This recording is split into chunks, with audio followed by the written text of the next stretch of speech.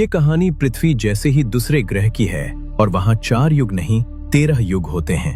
उन्हीं 13 युग में से एक युग तारण युग की कहानी आपको बताने जा रहे हैं। इस कहानी को सनातन धर्म के सबसे पुराने वेद अर्थात सूक्ष्म वेद से लिया गया है। पूर्ण परमेश्वर कबीर साहिब जी कहते हैं, जो लोग पृथ्वी पर अपने आप को धनी समझ रहे हैं और भक्ति नहीं करते, उनको महाकष्ट उठाना पड़ता है। जिनको सच्चे सद्गुरु मिल जाते हैं, वो यहाँ के धन और सुख को अपना शत्रु मानते हैं। हे धर्मदास, अब मैं तुम्हें तारण युग की एक कथा सुनाता हूँ। एक समय की बात है, उत्तम पंथ नाम का एक राजा था। वह धन धान्य से परिपूर्ण था। राज्य में किसी प्रकार की कमी नहीं थी। महल, वैभव, सेना, दास दासी सब कुछ उसके पास था। वह अपने पिछले जन्म में परमात्मा का शिष्य रह चुका था, परंतु किसी कारण से काल ब्रह्म के जाल में फंस गया था। काल के प्रभाव में आकर राजा का स्वभाव बदल गया। जिसके पास आवश्यकता से अधिक माया हो जाती है, वह परमात्मा को भूलकर अपने जन्म को नष्ट कर देता है। राजा उत्तम पंथ भी माया के मद में अंधा हो गया। वह दिन प्रतिदिन अन्यायी बनता चला गया। ब्राह्मण, ऋषि और सन्यासियों को देखकर उसे क्रोध आने लगा।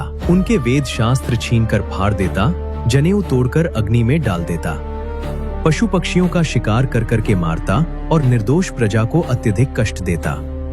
काल ब्रह्म किसी जीव को भक्तिहीन करने के लिए उसके कर्म बिगड़वा देता है। यही राजा के साथ भी हो रहा था। एक दिन कबीर परमेश्वर जी संत वेश में राजा के महल के सामने एक वट वृक्ष के नीचे बैठ गए। महल की नौकरानी सगुनिया ने उन्हें देखा और विनती की, परमात्मा, आप यहाँ से चले जाओ। राजा बहुत क्रूर है, वो आपको मरवा देगा। परमात्मा मुस्कुराए और वहाँ से उठकर दरिया के किनारे जाकर बैठ गए। जब राजा को यह समाचार मिला तो वह तलवार लेकर संत को मारने आया, परंतु वहाँ कोई नहीं मिला। क्रोधित होकर वह वापस लौट गया। राजा रानी रोज प्रातः दरिया के जल से स्नान करते थे।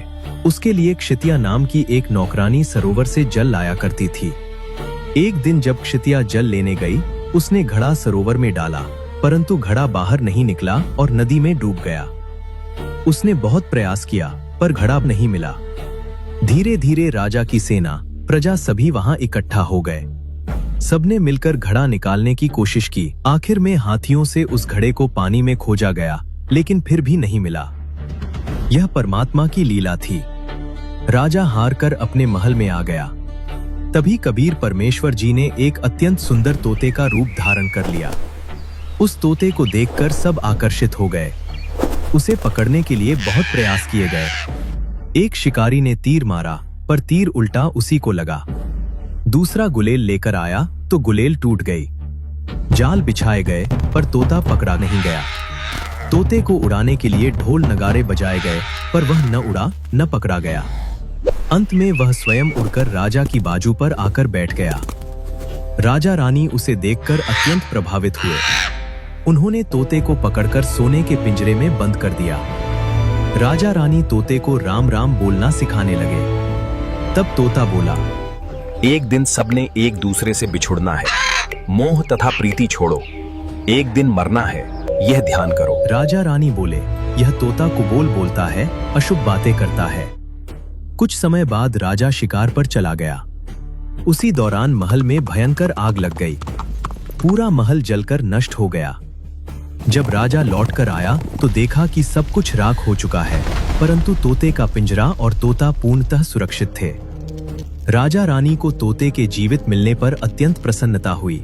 महल जल गया, कोई बात नहीं, लेकिन हमारा तोता सुरक्षित है। उनकी इस भावना से कबीर परमेश्वर जी अत्यंत प्रसन्न हुए और उनसे कहा, मैं वट वृक्ष के नीचे बैठा था, सगुनिया बताने आई। उसने मुझे आपका स्वभाव बताया कि राजा आपकी गर्दन काट देगा। फिर आपके स्नान के लिए पानी लेने क्षितिया नौकरानी गई। घड़ा बाहर नहीं निकला। आपने अपने योद्धा तथा हाथियों से भी कोशिश की थी, फिर मैंने तोते का वेश बनाया। तब राजा ने हाथ जोड़कर कहा, आप कोई साधारण जीव नहीं हैं।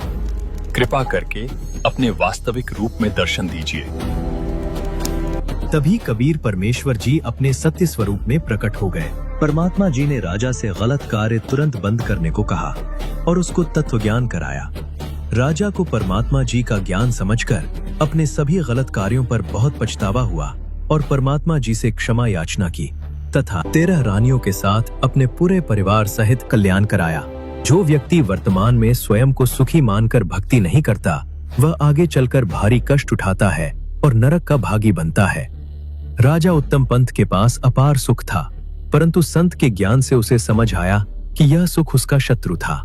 यदि परमात्मा और संत की कृपा न हो तो यह अनमोल मानव जीवन व्यर्थ चला जाता है। इसलिए काल के महाकष्ट से बचाने वाले सच्चे परम संत की महिमा का वर्णन किया ही नहीं जा सकता। दर्शकों, ये कहानी संत रामपाल जी महाराज जी के ज्ञान का अंश मात्र है। अधिक जानकारी के लिए जरूर विजिट करें संत रामपाल जी महाराज यूट्यूब चैनल।